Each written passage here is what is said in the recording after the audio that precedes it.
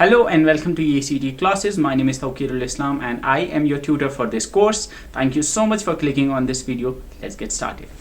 ये वीडियो आप तक EACT क्लासेस के YouTube चैनल से पहुंच रहा है और अगर आप इस वीडियो की PDF और बाकी वीडियोस की PDFs free of cost download करना चाहते हो, आप वो EACT क्लासेस के टेलीग्राम चैनल t.me/EACT क्लासेस से डाउनलोड कर सकते हो या आप डायरेक्टली टेलीग्राम पे जाके EACT क्लासेस सर्च कर सकते हो, जहाँ पे आपको सारी PDFs मिल जाएंगी। अगर आपको बाकी सब्जेक्ट्स लाइक जनरल नॉलेज जिसमें geography, environment, ecology and biodiversity, culture and heritage, computer awareness, aptitude, reasoning जैसे टॉपिक्स की वीडियोस चाहिए तो आप EACT क्लासेस के यूट्यूब चैनल पे प्लेलिस्ट में जाके चेकआउट कर सकते हो।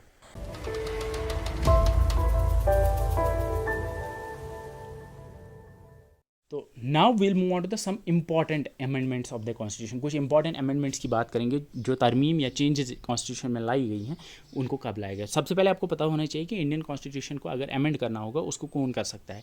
इंडियन कॉन्स्टिट्यूशन को चेंज या अमेंड कर सकता है पार्लियामेंट। सिर्फ एक चीज़ का ख्याल रखना होता है कि कोई भी अमेंडमेंट जो होगी वो बेसिक स्ट्रक्चर को नहीं करनी चाहिए चेंज, और दूसरी चीज़ है कि फंडामेंटल राइट्स वायलेट नहीं हो सकते, होनी चाहिए। अगर ऐसा कुछ होता है तो आप कोर्ट में जाके जुडिशियल रिव्यू करवा सकते हो उस अमेंडमेंट का, ठीक है। और पार्लियामेंट को कौन पावर देता है? Under article 368। आर्टिकल 368 जो है वो पावर देता है पार्लियामेंट को कि वो अमेंड कर सकते हैं कॉन्स्टिट्यूशन को। अब कॉन्स्टिट्यूशन को अमेंड करने के लिए जो बिल होती है, कॉन्स्टिट्यूशन अमेंडमेंट बिल जो होती है, उसमें आई गेस 2/3 मेजॉरिटी चाहिए होती है।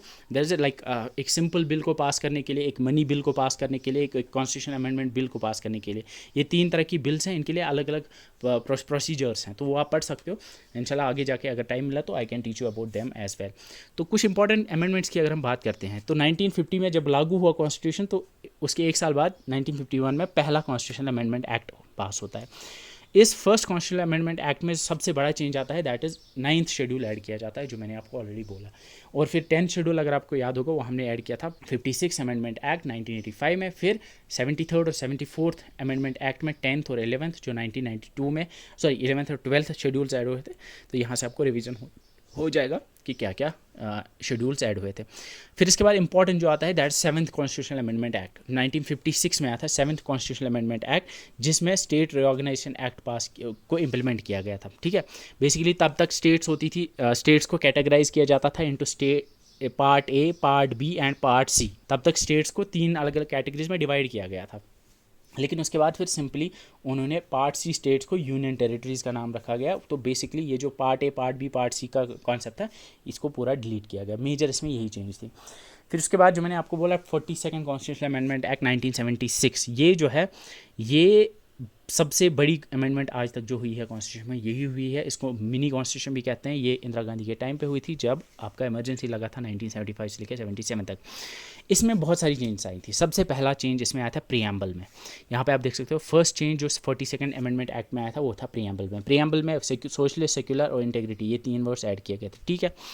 7th शेड्यूल में अगर आपको याद होगा, 7th schedule is related the federal list, यानी जो लिस्ट दी हुई है, central list, union list, state list and the concurrent list, उसमें 5 सब्जेक्ट्स को ट्रांसफ़र किया गया from state list to the concurrent list. यानी 5 सब्जेक्ट्स कौन कौन सा? Education, forest, wage and measures, protection of wild animals and birds, administration of justice. ये 5 subjects जो थे, यानी इनके ऊपर स्टेट्स तब तक कानून बना सकते थे, लेकिन अब इनको ट्रांसफ़र किया गया टू द कॉन्करेंट लिस्ट। अब इन पे स्टेट और सेंट्रल गवर्नमेंट दोनों कानून बना सकती थी। इसके अलावा आर्टिकल 51A जो आपका पार्ट 4A है इंडियन कॉन्स्टिट्यूशन का, जिसमें फंडामेंटल ड्यूटीज़ हैं, वो ऐड की गई। 10 फंडामेंटल ड्यूटीज़ ऐड की गई थी इसमें, अगर आपको याद होगा।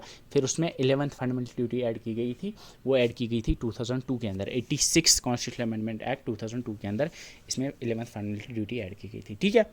याद है? ओके। प्राइमरीली 3 चेंजेस अभी तक हमने पढ़ी। प्रीएम्बल में 3 वर्ड्स ऐड किए गए, सोशलिस्ट, सेक्युलर एंड इंटेग्रिटी। हम 42nd अमेंडमेंट की बात कर रहे हैं। 7th शेड्यूल में 5 सब्जेक्ट्स को स्टेट लिस्ट से कॉन्करेंट लिस्ट में लाया गया, और 51A ऐड किया गया जो कि पार्ट 4A है इंडियन कॉन्स्टिट्यूशन का, पार्ट 4A है। एंड इसमें 10 फंडामेंटल ड्यूटीज़ ऐड की गई। बाद में फिर उसमें एक और फंडामेंटल ड्यूटी भी ऐड की गई। एंड ये फंडामेंटल ड्यूटीज़ जो हैं ये they were based on the recommendation of Swaran Singh committee.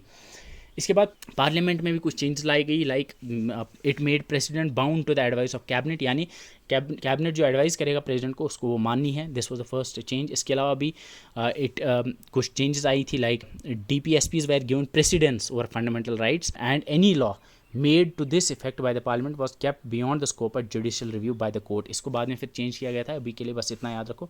इसके अलावा judicial review power, judicial power है यानी जुडिशियल रिव्यू का पावर जो हाई कोर्ट्स का है उसको कर्टेल किया गया यानी कम किया गया। इसके अलावा DPSP जो है 3 नई DPSP जो हैं वो ऐड की गई, आर्टिकल 39, 39A, 43A और 48A, ये DPSP नई ऐड की गई इसमें, ठीक है। इसके अलावा पार्ट 14A ऐड किया गया, अगर आपको याद होगा पार्ट 14A जो ट्रिब्यूनल्स के रिलेटेड है उसको ऐड किया गया, जो tribunals dealing with administrative matters and tribunals for other matters, जो ट्रिब्यूनल्स के रिलेटेड पार्ट 14 है वो भी ऐड किया गया, ठीक है। तो ये आपका था 42nd अमेंडमेंट एक्ट जिसमें सबसे ज़्यादा चेंज आई। इसके बाद आपका 44 कॉन्स्टिट्यूशनल अमेंडमेंट एक्ट है जो 1978 में आया। जब 78 में क्या हुआ कि जनता पार्टी ने इलेक्शन जीता और कांग्रेस हार गई थी तब इंदिरा गांधी के गवर्नमेंट 77 में, ठीक है, 78 में आई गेस। तो फिर जो चेंजेस इंदिरा गांधी ने लाई थी उसमें से कुछ चेंजेस जो थी जनता पार्टी ने चेंज कर दी, लाइक जो कॉन्स्टिट्यूशनल अमेंडमेंट्स की थी इंदिरा गांधी ने कुछ को उन्होंने रिपील कर दिया, सम ऑफ द चेंज जो 42nd अमेंडमेंट ने की थी, ठीक है। तो इसमें एक मेजर चेंज जो थी वो थी आपका that was right to property, जो जिसको जो फंडामेंटल राइट्स में था उसको 300A के अंदर एक लीगल राइट बनाया गया। तो ये क्वेश्चन पूछा गया था, I am not sure recently किसके पेपर में, हाँ आई गेस सुपरवाइजर में पूछा गया था। तो याद रखना कि अंडर आर्टिकल जो राइट टू प्रॉपर्टी को जो फंडामेंटल राइट से हटा के लीगल राइट बनाया गया, ये 44th कॉन्स्टिट्यूशनल अमेंडमेंट एक्ट 1978 में किया था, ठीक है, बहुत इंपॉर्टेंट है। इसके बाद आपको जो इंपॉर्टेंट है दैट इज़, इसमें और भी चीज़ें हैं जो आप पढ़ सकते हो जो चेंजेस लाई गई थी, ठीक है। इसके बाद आपका आता है आपका 52nd कॉन्स्टिट्यूशनल अमेंडमेंट एक्ट 1985, जो मैंने आपको ऑलरेडी बोला इसमें 10th शेड्यूल ऐड किया गया, that is anti defection law के रिलेटेड जो था। फिर इसके बाद इंपॉर्टेंट जो आपका आता है that is 73rd and 74th। 73rd constitutional amendment जो था 1992 में ये हुआ था और 1992 में ही 74th भी हुआ था। 73rd और 74th ने क्या किया था, इसने 11th और 12th शेड्यूल ऐड किए थे जो कि रिलेटेड है panchayat and the municipalities. Panchayat में आपका 243 से लेकर 243O तक आते हैं एंड जो म्यूनसिपैलिटी है उसमें आर्टिकल्स 243P से लेकर 243ZG तक है, it's not 2G it's ZG, ठीक है, आई गेस सी टी। इसके बाद इंपॉर्टेंट आपका है 86 कॉन्स्टिट्यूशनल अमेंडमेंट एक्ट 2002। इसमें 3 चीज़ें ऐड हुई थी। एक अगर आपको याद होगा फंडामेंटल आर्टिकल 21A को ऐड किया गया, दैट्स राइट टू एजुकेशन। इसके अलावा DPSP आर्टिकल 45 उसको ऐड किया गया। इसके अलावा आपका जो था इसमें एक फंडामेंटल ड्यूटी भी थी जिसको ऐड किया गया, 11th फंडामेंटल ड्यूटी जो इसी में ऐड की गई, ठीक है। ये 3 ऐड हुए थे 2002 के अंदर। So with this we have concluded the important amendments. Now we'll move on to the some important features of the Indian Constitution जिस पे क्वेश्चन पूछा जा सकता है।